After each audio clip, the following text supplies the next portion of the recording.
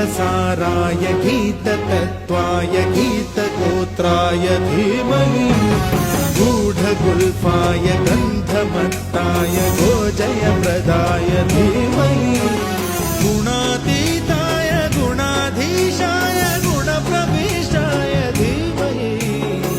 एकदन्ताय वक्रतुण्डाय गौरीतनयाय धीमहि